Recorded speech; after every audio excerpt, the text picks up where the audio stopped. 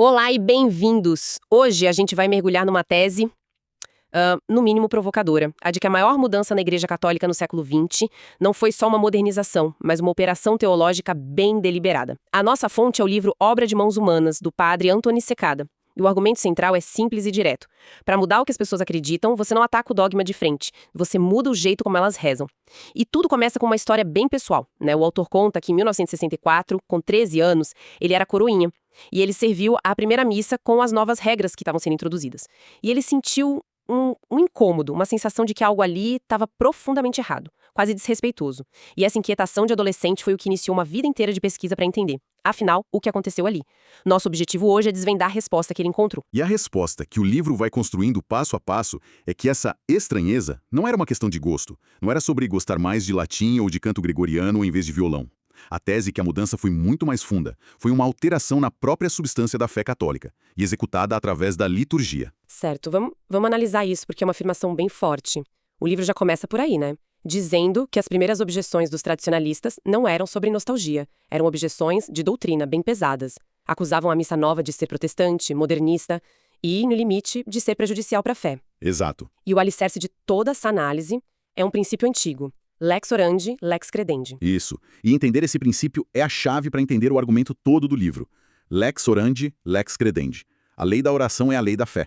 A ideia é que o jeito como a gente reza não só reflete aquilo em que a gente acredita, mas também molda e reforça essa crença com o tempo. É um ciclo que se retroalimenta. A liturgia é tipo o sistema operacional da fé de uma pessoa. Mas, na prática, como isso funciona? Quer dizer, como mudar um gesto, uma oração, poderia, de fato, erodir uma doutrina tão central como, por exemplo, a da presença real de Cristo na Eucaristia? O argumento é que isso acontece de forma sutil, por repetição e por omissão. Se você, por exemplo, remove gestos de genuflexão, diminui as orações que falam explicitamente de sacrifício e coloca toda a ênfase no aspecto de refeição comunitária, ao longo de anos, de décadas, a percepção dos fiéis sobre o que está acontecendo ali no altar inevitavelmente muda. O foco da experiência religiosa é deslocado. É deslocado. Para os críticos que o livro cita, a nova liturgia foi desenhada para fazer exatamente isso. Deslocar a ênfase do sacrifício para a comunidade, do sacerdote para a assembleia e da adoração para a celebração. E o que eu achei fascinante foi como o livro mostra o contraste disso com a forma que o Vaticano, a partir dos anos 80, passou a tratar o assunto. A linguagem mudou completamente. De repente, a discussão virou sobre sentimentos, apego ao rito antigo, sensibilidades dos fiéis. O que, na perspectiva da fonte, foi uma manobra de enquadramento brilhante. Como assim? Ao transformar um debate sobre verdade doutrinária numa questão de preferência psicológica, você desarma a crítica original. A discussão deixa de ser o que é a missa e passa a ser de qual tipo de missa você gosta mais. Entendi. E essa abordagem, segundo o livro, coloca a missa tridentina numa lógica de mercado, como se fosse uma opção de nicho num cardápio, ao lado de missa carismática, missa com jovens, e para os primeiros tradicionalistas, isso seria o próprio problema, não a solução. A questão foi deslocada da teologia para a psicologia. Para entender como isso foi possível, o livro volta no tempo para as origens do movimento litúrgico bem antes do concílio, e curiosamente, ele não começou com uma intenção revolucionária. Pelo contrário, a fonte mostra que o movimento começou no século XIX como a figura Dom Guéranger, na França, que queria o exato oposto. Ele queria restaurar a liturgia romana tradicional, o canto gregoriano, combatendo as liturgias locais que ele via como decadentes. Ele queria que as pessoas amassem mais a missa de sempre. Certo. Ele até escreveu sobre o que chamava de heresia antilitúrgica.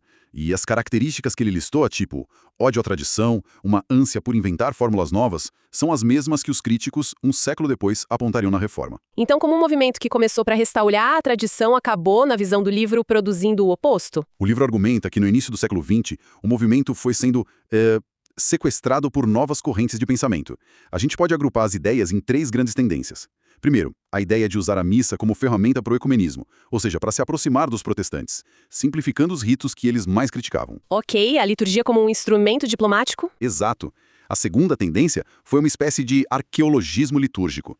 A teoria era que a liturgia medieval, a tridentina, era uma corrupção, cheia de acréscimos, e que era preciso voltar a uma suposta pureza da igreja primitiva. Ah, isso deu uma justificativa acadêmica para remover coisas. Perfeito.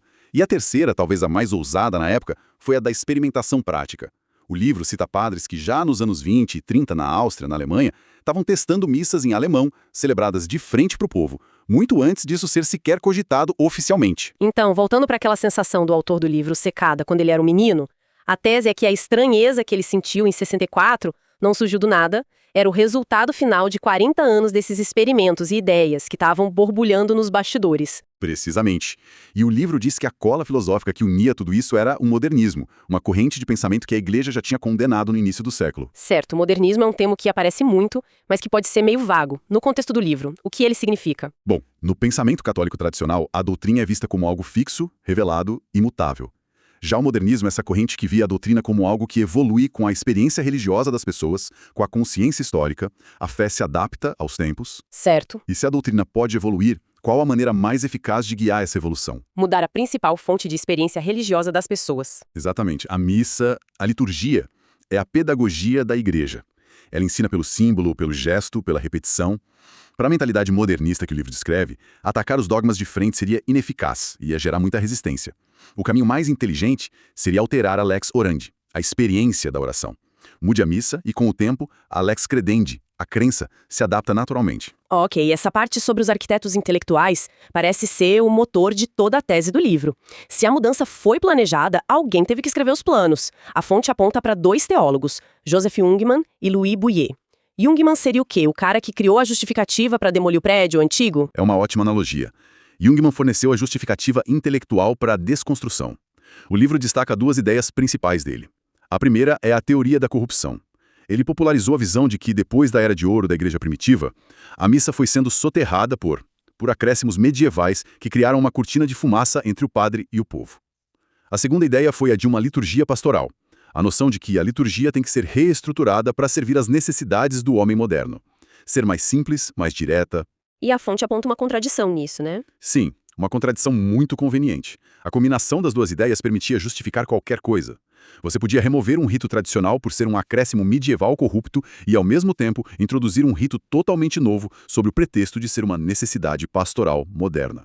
O melhor dos 2 mundos, para um reformador. Exato. Certo, então Jungmann foi o especialista em demolição. O terreno está limpo.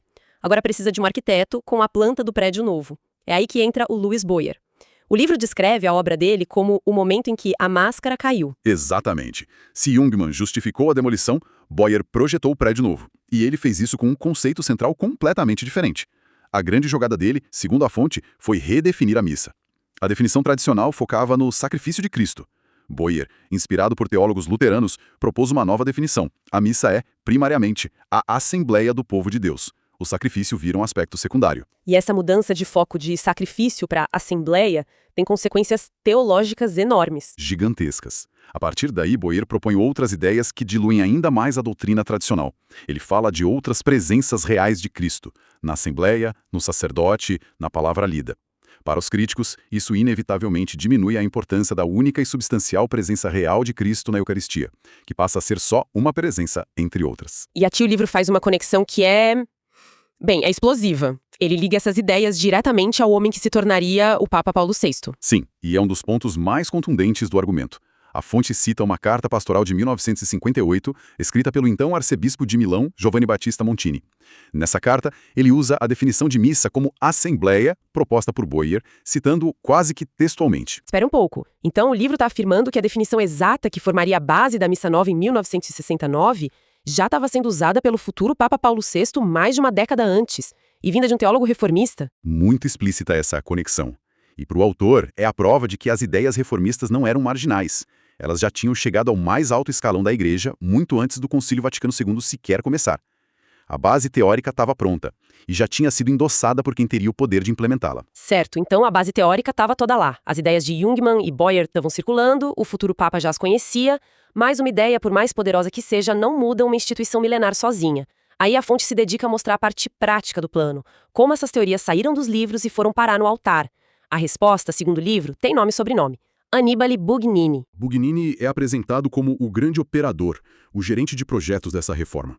E a linha do tempo que o livro traça é metódica e começa muito antes do que as pessoas imaginam. Em 1948, o Papa Pio XII cria uma comissão para a reforma litúrgica, e o secretário nomeado é o jovem padre Bugnini. O livro destaca que, nesse mesmo ano, Jungmann apresentou numa palestra o que ele chamou de sonho do coração, que era basicamente um rascunho de como seria a nova missa. Ou seja, o projeto já existia em esboço em 1948, mais de 20 anos antes da implementação final. O plano era de longo prazo. Um processo gradual e estratégico. O primeiro grande passo concreto, segundo a fonte, foi a reforma da Vigília Pascal em 1951. Foi vendida como uma restauração dos ritos antigos, mas funcionou como um balão de ensaio, um beta-teste para os novos princípios. Ritos abreviados, cerimônias totalmente novas inventadas, e foi introduzida a possibilidade da celebração de frente para o povo. Ah, O próprio Bugnini, anos depois, chamaria essa reforma de a primeira etapa da grande obra. um cavalo de Troia litúrgico, então. Na leitura do livro, sim. O sucesso desse experimento abriu a porta para o passo seguinte, bem maior. A reforma de toda a Semana Santa, em 1955. Aqui, as mudanças foram mais drásticas. Ritos e orações que enfatizavam o sacrifício foram removidos ou atenuados. Bugnini descreveu essa fase como a ponte que ligaria o edifício antigo ao novo. E a cada passo, o terreno para a mudança final ia sendo preparado. O que veio depois? Em 1960, já com o Papa João XXIII, veio um novo código de rúbricas. O livro ressalta um detalhe crucial. O próprio Papa o descreveu como uma medida temporária, uma simplificação até que os princípios mais fundamentais da liturgia fossem estabelecidos no concílio que ele ia convocar. Quer dizer, já se sabia que uma reforma muito maior estava vindo. Exato. E aí a gente chega no famoso Concílio Vaticano II e na sua Constituição sobre a Liturgia, a Sacrosanctorum Concilium, de 1963. Muitos pensam que foi ali que tudo começou. Mas a tese do livro é que foi ali que tudo se consolidou. Isso.